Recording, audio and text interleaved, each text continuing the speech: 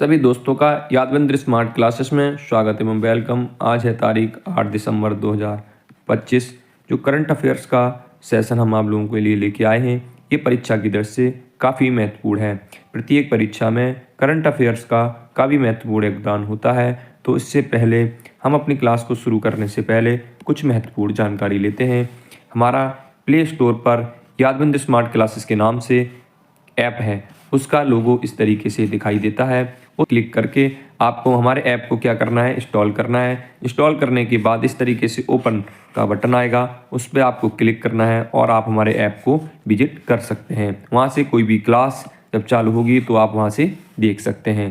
देखते हैं आज का अपना पहला प्रश्न। हाल ही में पीएम मोदी ने किस शहर में केंद्रीय आयुर्वेद अनुसंधान CARI की आधारशिला रखी?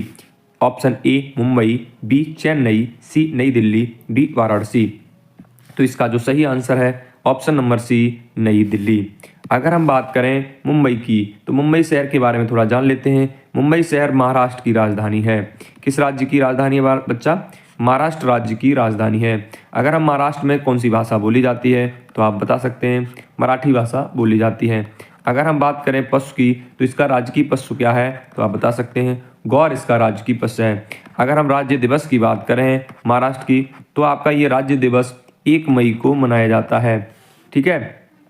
अगर हम लोकसभा सीट की बात करें कि महाराष्ट्र के अंदर लोकसभा की सीटें कितनी हैं, तो 48 सीटें हैं। राज्यसभा की सीट की बात करें तो 19 हैं। अगर हम विधानसभा सदस्यों की बात करें यहाँ पर कितनी है, तो आप तुरंत बता सकते हैं 288 हैं। अगर हम डिस्ट्रिक्ट या जिलों की बात करें तो यहाँ पर जो जिला है महाराष्ट्र के अंदर वो आपके कितने हैं, 36 जिले हैं। अब हम बात कर लेते हैं चेन्नई। चेन्नई आपकी तमिलनाडु राज्य की राजधानी है। अगर हम भाषा की बात करें तो यहाँ पर कौन सी भाषा है, तमिल भाषा है। ठीक है, कौन सी भाषा है, तमिल। ठीक है। अगर हम राज्य दिवस की बात करें तो यहाँ पर जो राज्य दिवस है यहाँ पर वो किस तारीख को मनाया जाता है, तो 14 अप्रैल को मनाया जाता है। अगर हम बात करें लोकसभा सीट्स की, तो यहाँ पर 39 लोकसभा सीटें हैं। राज्यसभा सीट की बात करें तो 18 हैं और असेंबली सीट्स जो हैं वो कितनी हैं, 234 सीट्स हैं।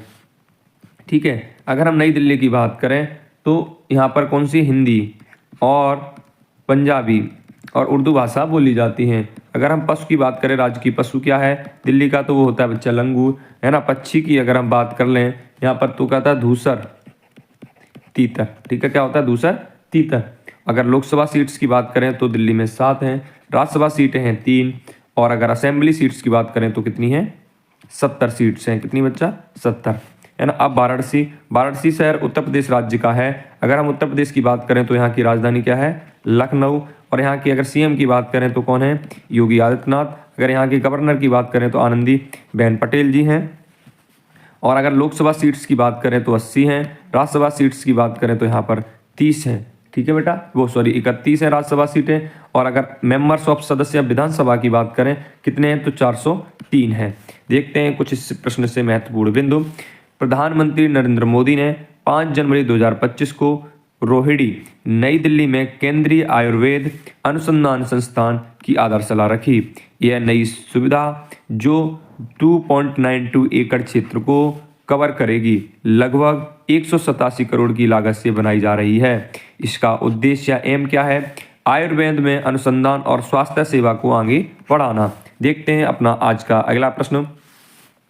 पंचायत से संसद 2.0 पहल का उद्घाटन किसने किया? ए जगदीप धनखड़ जी, बी ओम बिरला जी, सी राजनाथ सिंह, डी अमित शाह। आपको इसका राइट आंसर बताना है। तो ये है ऑप्शन नंबर बी सही है, ओम बिरला जी ने। देखते हैं कुछ महत्वपूर्ण बिंदु। पंचायत से संसद 2.0 पहल का उद्घाटन 6 जनवरी 2025 को लोकसभा अध्यक्ष ओम बिरला द्वारा किया गया। इसका कार्यक्रम का लक्ष्य भारत के 22 राज्यों और केंद्र शासित प्रदेशों में अनुसूचित जाति जनजातियों की 502 निर्वाचित महिलाओं प्रतिनिधियों को सशक्त बनाना है। इसका आयोजन राष्ट्रीय महिला आयोग NCW द्वारा लोकसभा सचिवालय और जनजातीय मामलों के मंत्रालय के सहयोग से किया जाता है। इस प्रश्न के बाद आपको एक महत्वपूर्ण सूचना मिलेगी। हमारा प्रथम बैच 2025 में आ रहा है, फाउंडेशन ये बैच है। ये सभी कंपटीशन एग्जामों के लिए ये बैच आपके लिए रखा गया है।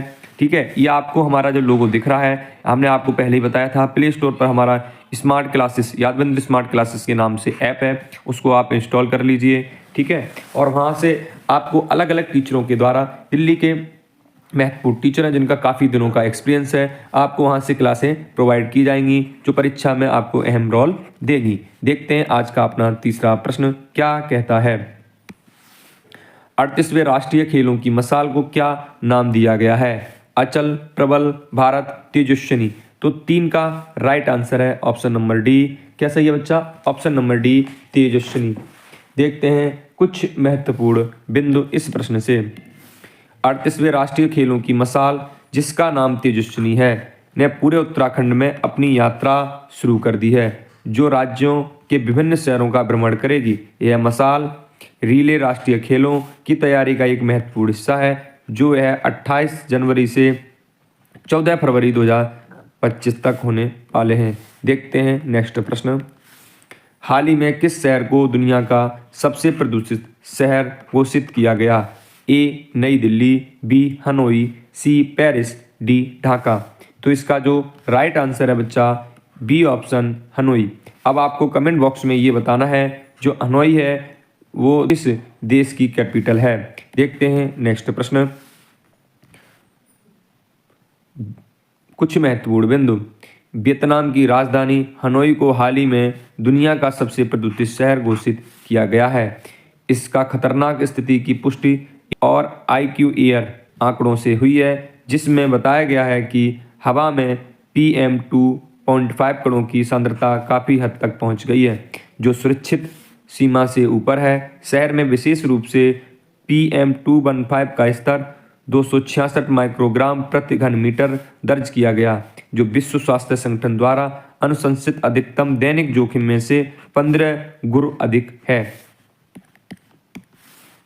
प्रश्न नंबर 5। हाल ही में यूपी के CM ने किस नदी की सफाई पर केंद्रीय जल शुद्धिकरण परियोजना का उद्घाटन किया? ए गंगा, बी रामगंगा, सी गोमती, डी राप्ती। तो इसका जो राइट आंसर है ऑप्शन नंबर डी राप्ती। कुछ महत्वपूर्ण बिंदु।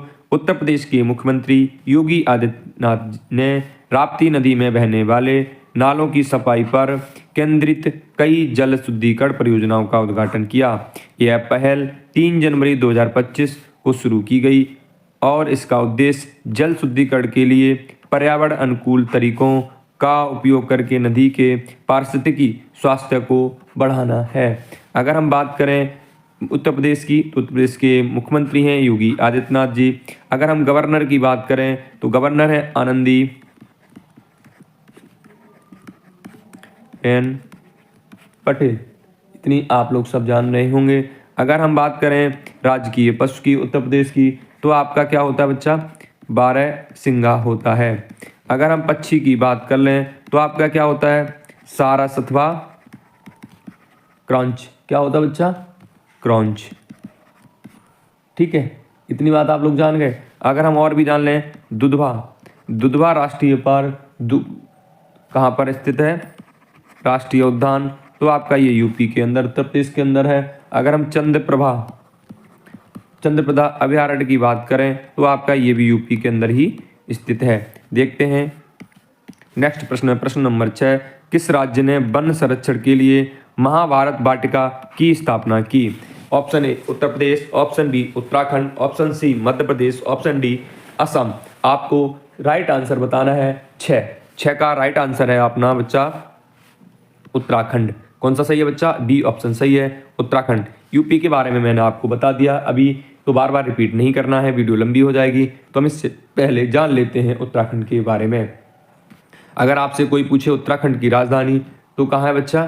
देहरादून है आपकी उत्तराखंड की राजधानी। अगर आपसे कोई पूछे कि यहाँ के CM कौन है, तो आप तुरंत बताएंगे पुष्कर सिंह धामी जी। अगर आपसे उत्तराखंड के राज्यपाल की बात करें या गवर्नर की बात करें, तो आपके यहाँ पे गुरमीत सिंह जी।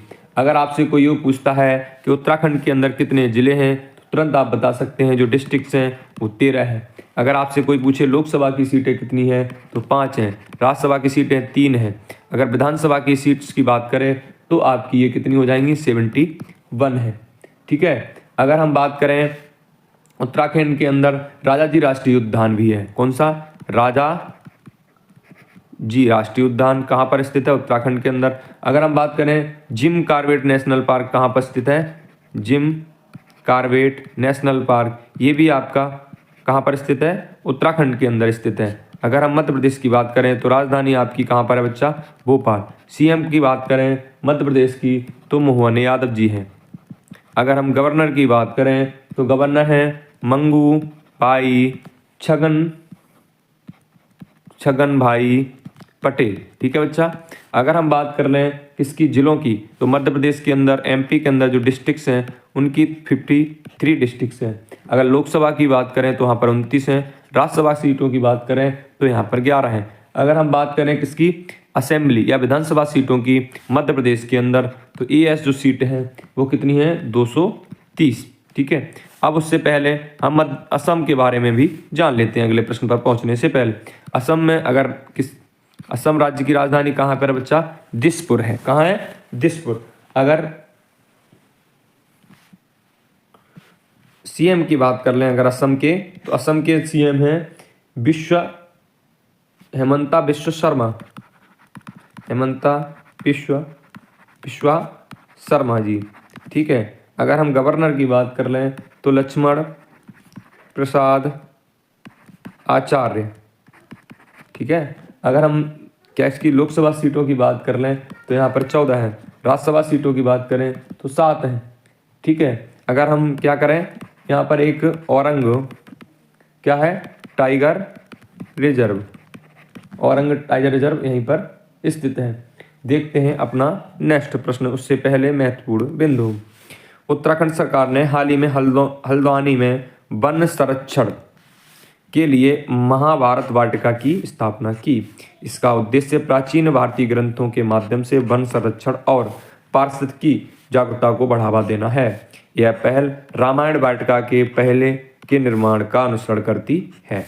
देखते हैं प्रश्न नंबर 7। साल 2024 के लिए एथलीटों को अर्जुन पुरस्कार से सम्मानित किया गया। 22, 32, 40, 42। तो आपको 7 का राइट आंसर है वी 32। कितने हैं बच्चा? 32। विभिन्न खेलों में उनके असाधारण प्रदर्शन के लिए कई उत्कृष्ट एथलीटों को 2024 अर्जुन पुरस्कार प्रदान किया गया। साथ ही 4 एथलीटों को खेल रत्न अवार्ड से भी सम्मानित किया गया। यह पुरस्कार 17 जनवरी 2025 को राष्ट्रीय भवन नई दिल्ली में राष्ट्रीय खेल पुरस्कार समारोह के दौरान प्रदान किया जाएगा। इस वर्ष 32 एथलीटों को अर्जुन पुरस्कार से सम्मानित किया जाएगा। हाल ही में आरिफ मोहम्मद खान ने किस राज्य के राज्यपाल के रूप में शपथ ली? आपको ये बताना है। तो इसका जो राइट आंसर हो जाएगा बिहार। अगर हम बिहार पर चर्चा करें तो बिहार के राजधानी कहाँ है बच्चा? पटना। ठीक है। अगर हम सीएम की बात करें तो कौन है? नीतीश कुमार जी, है ना। अगर हम बात करें यहाँ पर लोकसभा सीट्स की तो 40 हैं। राज्यसभा सीट की बात करें तो 16 हैं। और विधानसभा सदस्य मेंबर्स की बात करें तो कितने हैं? सीट्स 243 सीटें हैं। इससे पहले हम हरियाणा की अगर बात करें तो हरियाणा के जो सीएम हैं वो कौन है?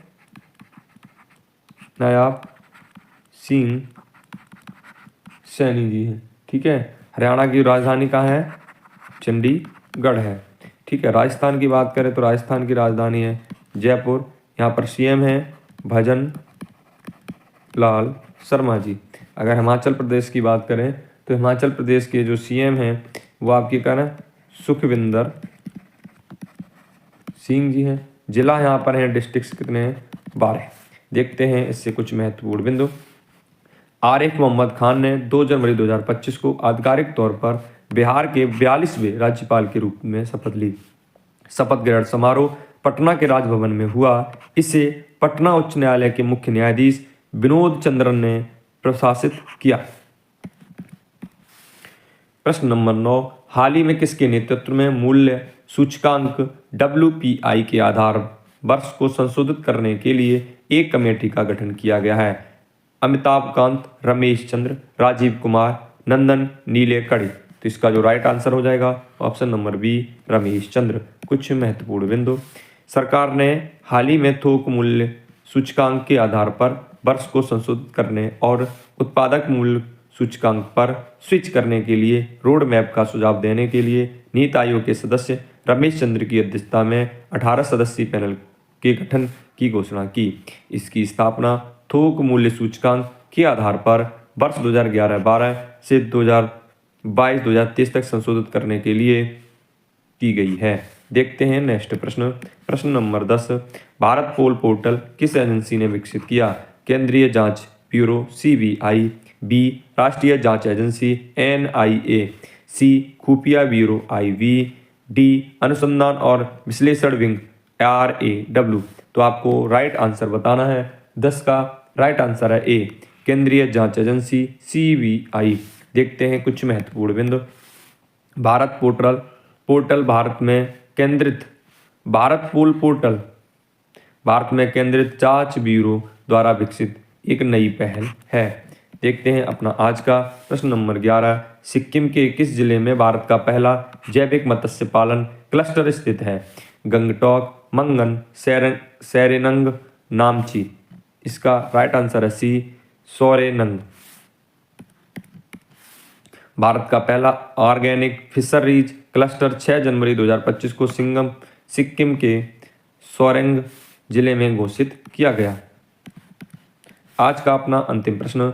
अगर आपने यहाँ तक हमारी क्लास को देखा है तो अपने दोस्तों के साथ हमारी इस क्लास को शेयर करें। साथ में यादवेंद्र स्मार्ट क्लासेस को ये जो चैनल है उसको सब्सक्राइब अवश्य करें। साथ में वीडियो को लाइक करें और शेयर करना ना भूलें। भारत में पहला खो खो विश्व कप 2025 कब आयोजित होने वाला है? आपको 12 का राइट आंसर बताना है। तो बी सही है, 13 जनवरी से लेकर 19 जनवरी तक। खो खो वर्ल्ड कप भारत में 13 जनवरी से लेकर 2025 तक आयोजित किया जाएगा। ये अपना आज का अंतिम प्रश्न था। जय हिंद, जय भारत।